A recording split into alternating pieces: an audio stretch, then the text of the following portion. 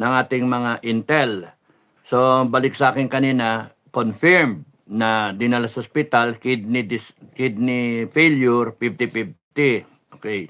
Ayan, mga Pinoy Survivor, Kabrigadang Pinoy Survivor, FGF, Filipino Guerrilla Forces, mga commanders, tapos mga followers, members, and affiliates. Magandang umaga sa inyo at sa Bagong Supremo, si Commander Bukay. Magandang umaga sa iyo. Enjoy mo. Si BBM, ang lumalabas sa balita, dinala daw sa, saan yung salamin ko? Dinala daw sa hospital. No? Hindi ko agad binablog yon kasi gusto kong i-confirm ng ating mga intel. So, balik sa akin kanina, confirmed na dinala sa hospital, kidney failure, 50-50. Okay.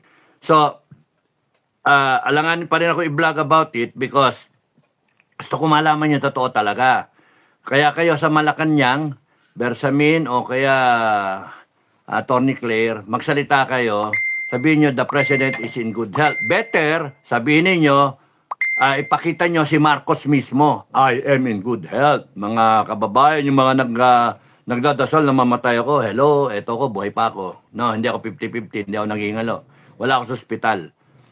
It's better that way because the people deserve to know kung ikaw, presidente, ay naghihingalo nga sa hospital bed, 50-50, gulay, tinamaan yung utak mo tsaka yung puso mo, kasi kidney failure eh. Ganun nangyari sa kapatid ko. Hindi na makausap. Nag-fail yung everything, shut down. No? So, kung ikaw isang kidney ka, paras tayo isang kidney lang. Pero ako inalagaan ko, ikaw eh.